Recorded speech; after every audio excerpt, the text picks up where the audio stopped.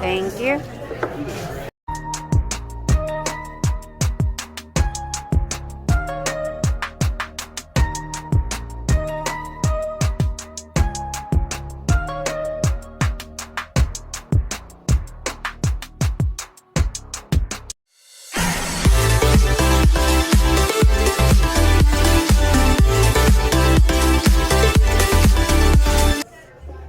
Hello guys, welcome to our channel.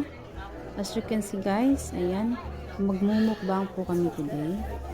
So, nasa ano po kami? Sa Laughing Crab sa Louisiana, part of Monroe. Ayan. Seafood po yan, seafood. So, ayan.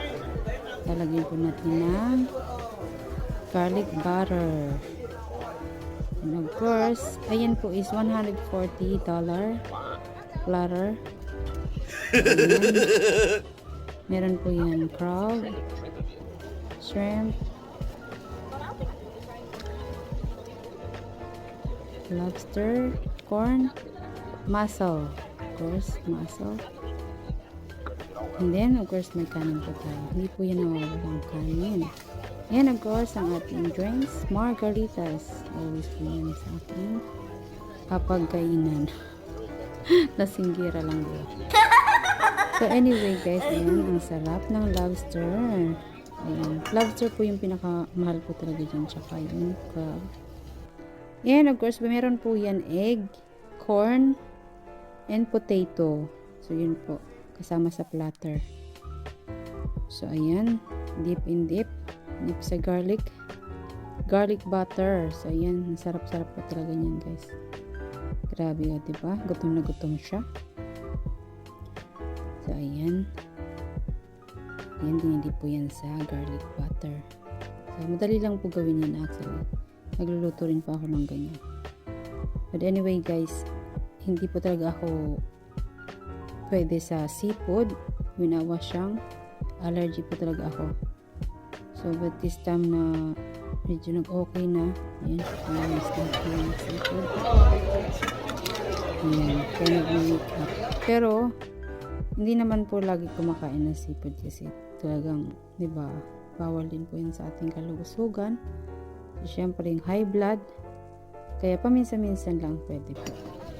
So, anyway, may mga time kasi na kahit nito ng panahon na malaki na ako, nung nagtatry na ako kumain ng seafood, may mga oras na I remember sa Boracay, talagang sumakit yung tiyan ko, namaga yung lips ko, as in nagsuka ako, at naulit po yun dito sa US. So, pero dahil matigas pang ulo ko, so ayan, kain pa rin po tayo. Wala rin magawa yung asawa ko dahil yan po ang gusto ko. Nung bata po ako is, actually, yung tatay ko is fisherman. I'm proud na ang papa ko is fisherman. Ayan. Nakakain ba ako lagi ng lobster before and crabs. Malaking crabs. Ayan. Mahal po talaga yan. So, pero sa amin, syempre, dahil huli ng papa ko is free lang. So, hanggang sa na-find out na may allergy ako sa mga seafood, so, natigil po yun. So, and actually, yung mussel na yan, hindi talaga kumakain yan ng mussel na yan. Hanggang nakarating ako sa Korea. I found out that masarap pala ang mussel. So, ayan. And, of course, guys, my crawfish po dyan nakasama. Crawfish, I don't really care about crawfish. But my eldest daughter, that's her one of favorite. So, sa kanya ko pinapakain yung pero kumakain din siya ng lahat naman yan. Except the mussel. Hindi ko siya kumakain ng mussel. Kahit asawa ko hindi rin kumakain ng mussel. Lalo yung isang bata. So, yung anak kong isa kong, yung bunso ko, may iba po siyang pagkain. Kasi hindi po siya makain. So, ayan. Diba? Gutom na gutom. Ang lola nyo. Oh, diba? Ang high blood. Ang high blood ay kumakaway. Pero pag minsan-minsan lang naman yan, diba? So, dip in the butter garlic or garlic butter, whatever. Basta magkasama po yung dalawang yun. Ayan, yung corn. So, anyway, may kanin po tayo dyan. Hindi po yan nawawala. Yung mga nagtatanong po dyan na kung baka nakalimutan ko ng kanin. No. Yan po ay hindi po ako mabubuhay na wala pong kanin. So, in anyway guys, just to share, every time kung saan po ako pupunta, kainan, naghahanap po talaga ako ng kanin or fish. Kasi yung papa ko is fisherman, 'di ba? So, I think hindi ko talaga nakakalimutan kung ano po yung kung saan po ako lumaki. Kung ano po yung kinabubuhay namin noon. So, sabi nga, lumingin po tayo sa pinanggalingan. Pero kung wala naman pong kanin at fish, so we don't have choice. So, basta, syempre, kung sa steakhouse, wala namang fish at kanin doon. So, don't have choice. Kung ano na lang meron. Hindi naman tayo mapili. Kahit nga kamuting kahoy, pwede na. Kamuti. Ngayon, ko yung mga kakanin guys.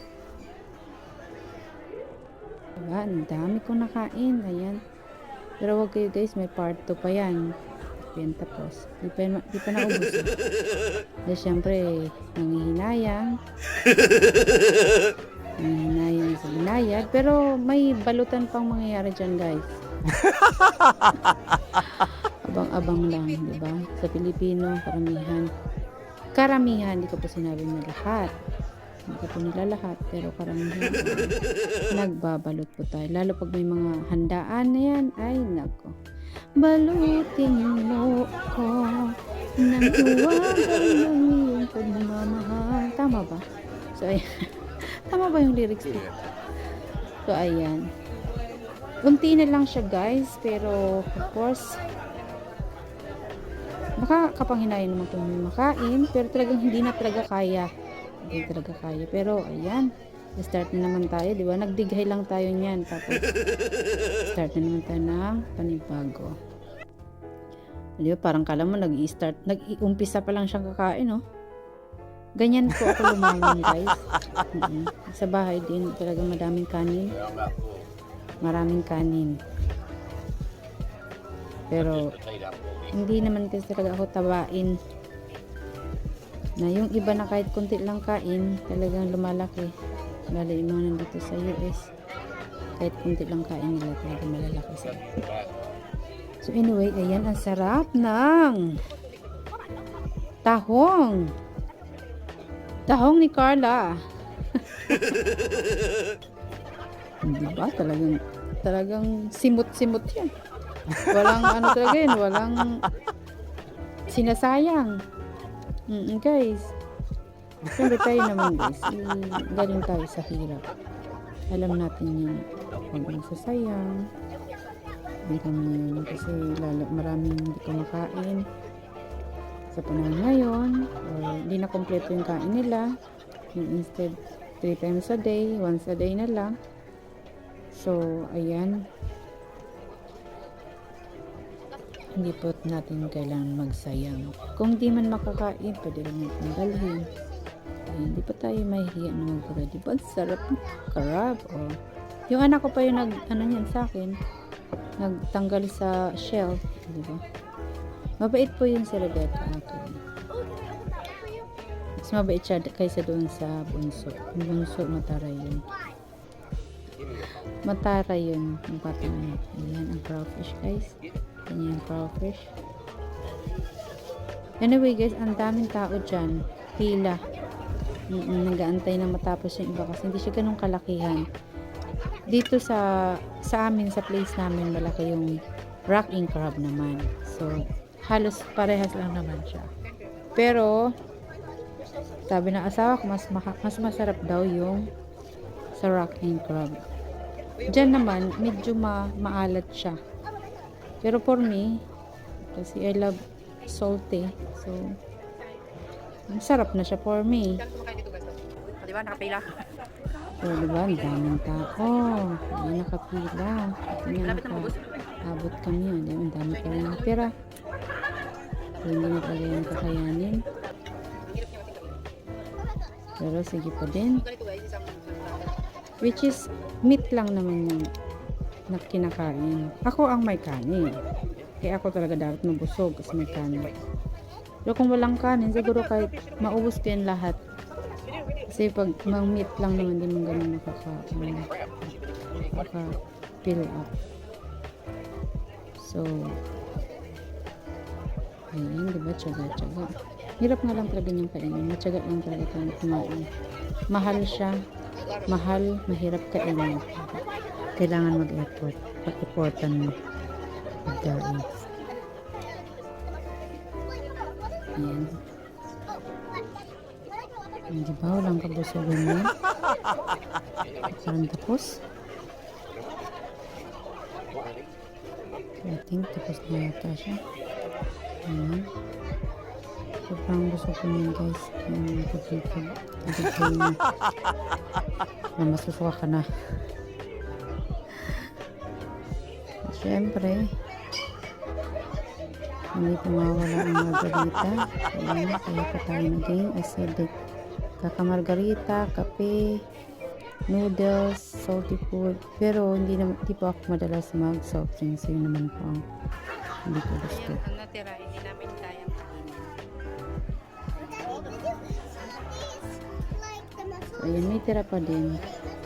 Ayan, finished product. Finished product. Ayan na guys, balutin mo ko ng hiwaga ng iyong pagmamahal. Nagagawa nyo rin po ba yan guys? Kahit saan pong restaurant, nagbabalot po ako pag may tira. No doubt po. Kasi syempre binayaran natin yun. So, lalo pat favorite ko yan. One of my favorite, muscle na din. So, talagang matagal na rin ako din nakakain. Kailangan dalhin ko yun.